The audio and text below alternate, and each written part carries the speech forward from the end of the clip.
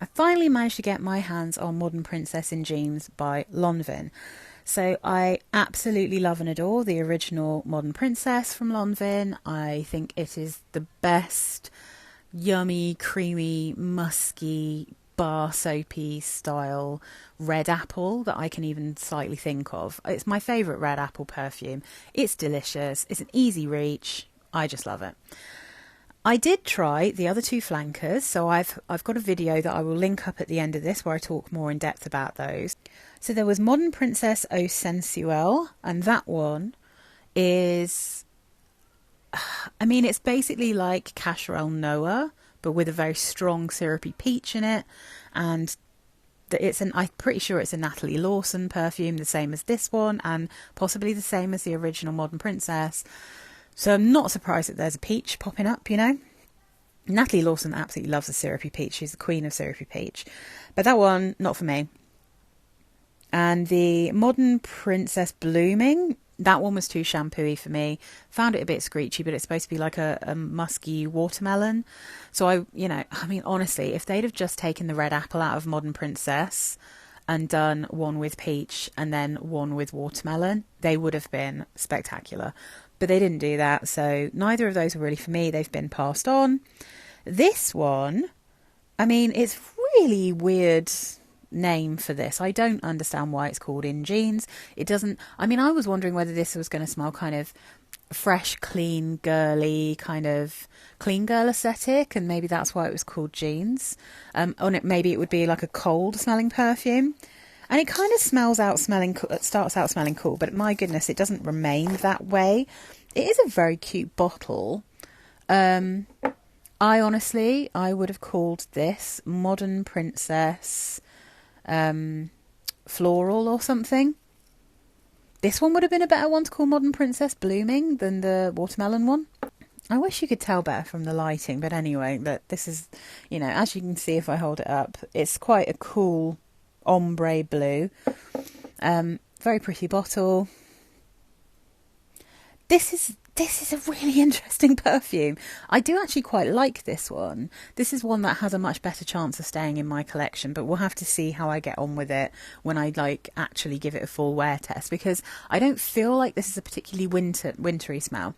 So before I carry on, I found this on makeup.uk, and they'd had it on there for ages, but it wasn't in stock, and then it came back into stock, and you can get it in, I think this is, what did I say this size was? Is this 30ml? Yeah, they have a 30ml, a 60ml, and a 90ml. That's what it is. So I just went for the small one, because obviously I didn't know if I was going to like this. Now, I'll put this over, let's put it over here, and then I can put the notes up maybe. So this is bergamot and mandarin in the top, blue hyacinth, jasmine, sambac and rose in the mid, and then the base notes are musk and benzoin. It's very floral at first, but the wonderful thing about this is that it's not floral in a screechy way, and I was a bit worried that this was going to go shampooey or screechy or sharp or unpleasant, but I don't think it does. I'm just going to spray it out and remind myself of how it smells in the top. I'm not too keen on the sprayer on this. It really comes out like a faucet. Like really soaked the paper. It was a bit intense. A lot of bergamot in the top with a hint of mandarin, and you get the jasmine, and you get a little bit of the blue hyacinth straight away. It smells almost like Lily of the Valley when I first spray this. It kind of reminds me. In fact, the more it dries down, the more it reminds me. Kenzo Parfum d'été, the summer perfume one in that cool leaf bottle. That is a Lily of the Valley perfume that has a hyacinth note in it. And it's really giving me a bit of a fresh vibe like that. It smells fresh, it smells clean, it's crisp. And at first you do kind of get that crisp, slightly clean girl aesthetic. Like I can imagine a very well put together lady in a white shirt smelling like this. Like a kind of gentle, floral bouquet with a little bit of bergamot. So it is slightly soapy and nose tingly, a bit shampooey, but not horrifically so. And I was letting this dry down and I was thinking, okay, this one's quite interesting. I might be able to wear this in spring because it does remind me a little bit of things like I've got Diorismo, which is a lovely Lily of the Valley perfume. That one is like just perfect. I don't need anything else that smells like that. But the blue hyacinth here is interesting, and I think that's the real link between the Kenzo perfume and this.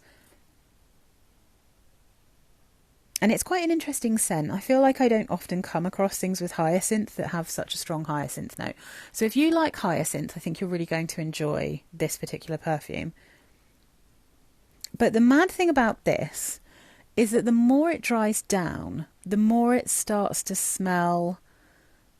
The benzoin really comes through and it starts to get much sweeter, especially on skin, much sweeter and slightly spicy.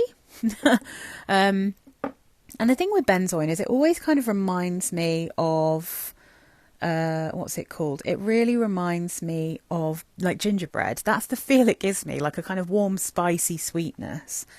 So I went down to have a look at what this has been compared to, and it doesn't smell anything like any of the other Modern Princesses. I don't get even the slightest hint of the original or any of the flankers, really.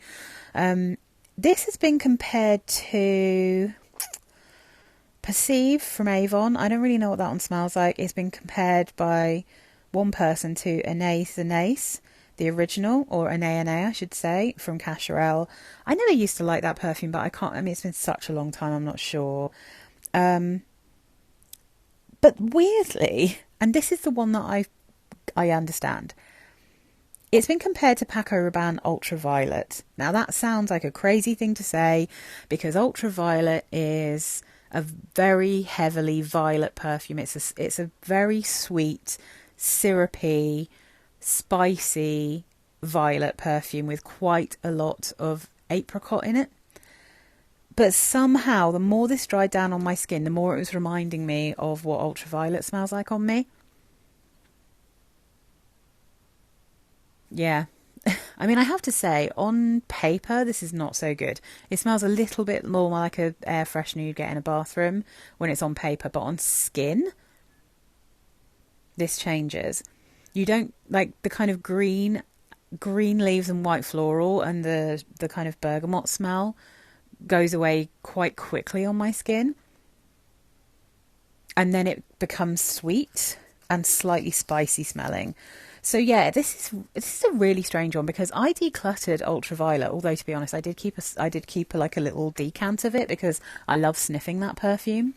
But but Modern Princess in Jeans, it starts off smelling a bit like Kenzo Parfum d'été, and then it ends up smelling a little bit like Paco Rabanne Ultraviolet, which is kind of a crazy route. It's a really interesting journey to go on because it starts off smelling so different than how it like ends up. This is on my skin, of course.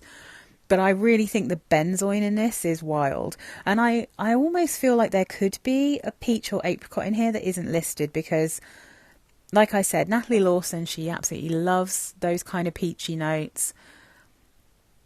That's one of the syrupy smells that I get in the dry down of Ultraviolet, and I am kind of getting that here on my skin when it dries down. So yeah, this is really interesting. So me and one other person so far have said that this smells a bit like Ultraviolet, and when I first saw that comparison and I first smelt Modern Princess in Jeans, I was like, no way, they smell nothing like each other. And then the more it dried down on my skin, I kept smelling it and going, oh my god, I absolutely see what that person is talking about. Anyway, yeah, so it's a really interesting one.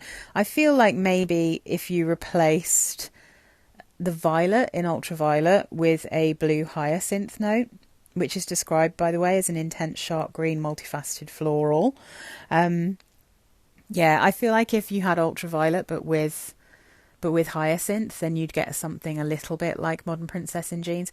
So it doesn't smell like anything denim-y. It doesn't smell when it dries down like it would be like a clean girl aesthetic or anything. I think the name is silly. I don't like the denim theme at all.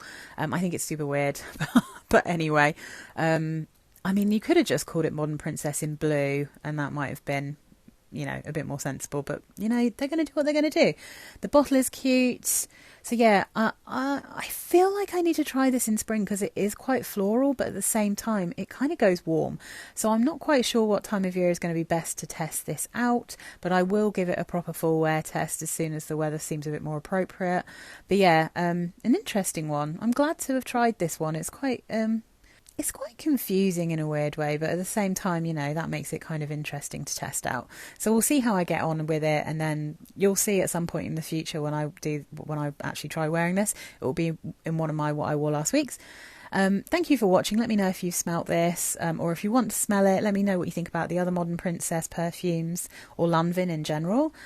If you are not subscribed to me but you watch my videos, please do consider subscribing. There'll be a little thing up where you can just click on the end of this video, and I'll also put a link at the end of this video to the other Modern Princess review that I have up on my channel. Thank you so much for watching again, and have a lovely fragrant day. Bye guys.